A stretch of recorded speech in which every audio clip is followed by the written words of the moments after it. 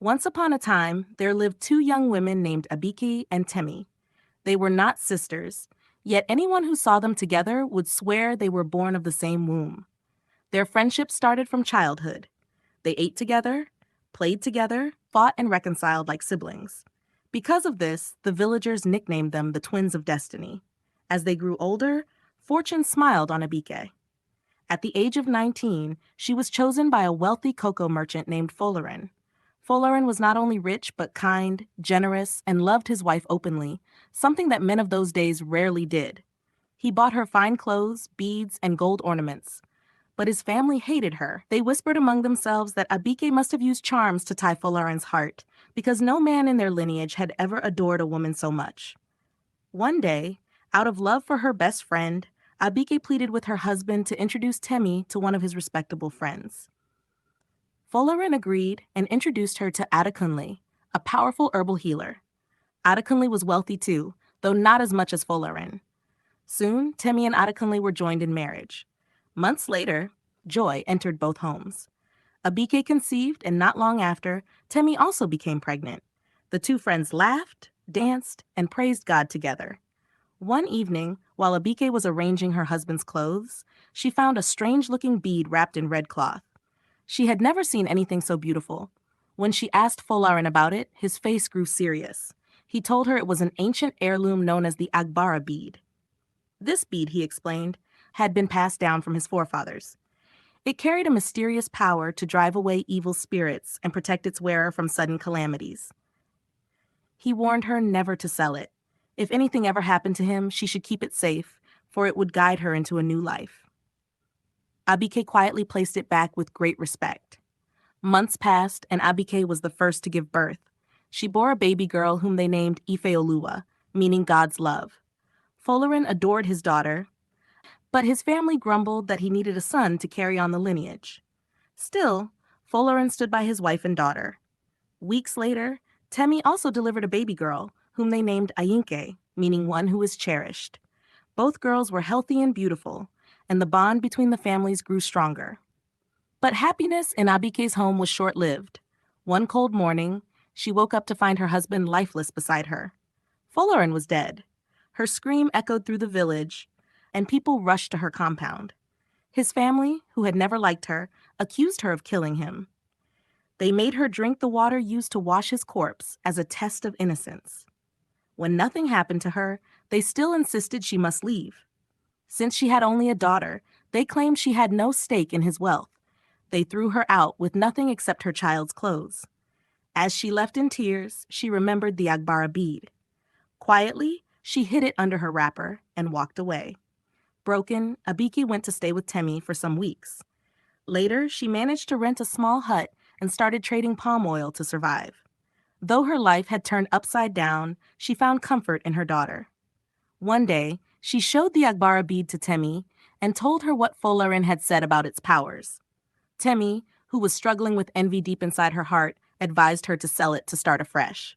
But Abike refused. She said the bead reminded her of her husband and might protect her from harm. Years passed. Ifeoluwa and Ayinke grew together like their mothers once did.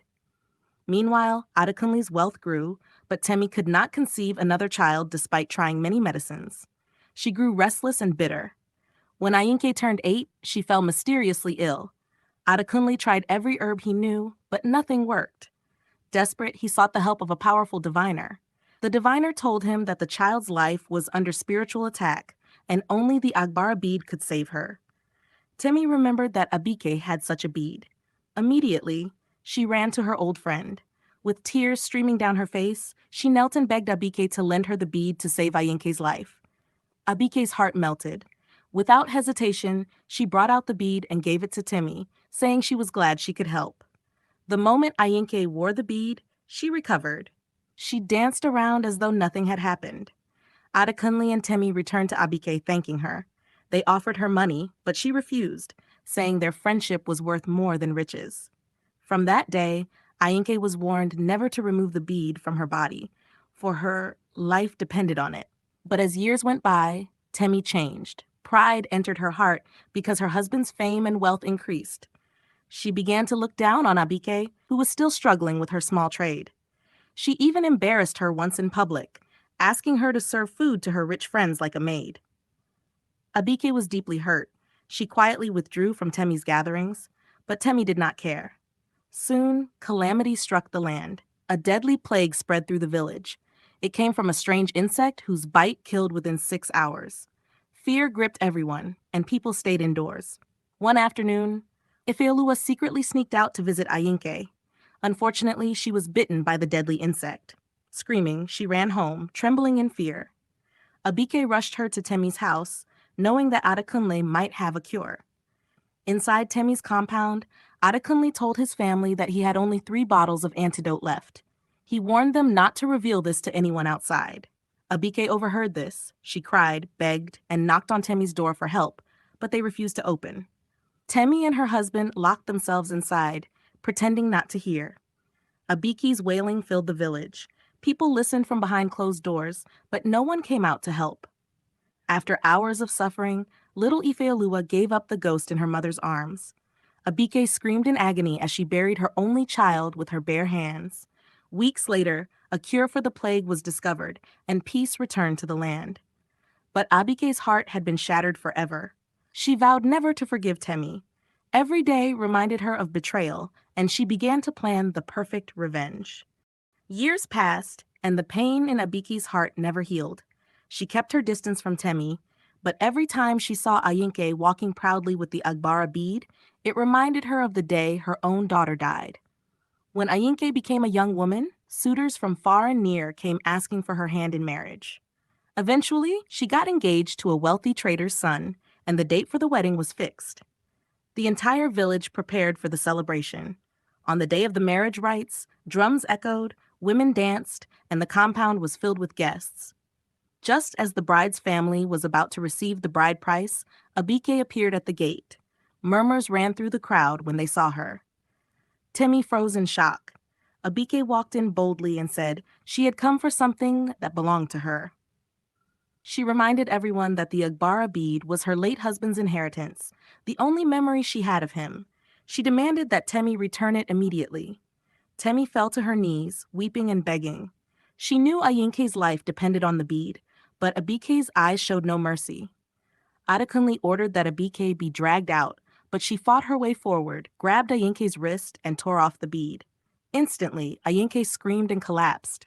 Before anyone could rush to help her, she gave up the ghost right there in front of the guests. The crowd gasped in horror.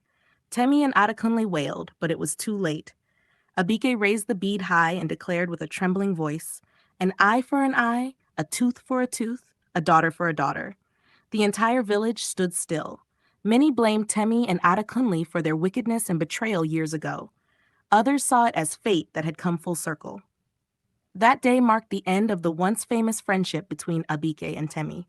Where love once existed, bitterness and regret took over. This is the end of this story. The moral lesson of this story is, betrayal always returns to the betrayer, and true friendship should never be taken for granted. Thank you for watching this story. Please tell us what you learned in the comment section, and also tell us where you are watching from. Don't forget to like, share, and subscribe for more touching stories. We love and appreciate you. See you in our next story.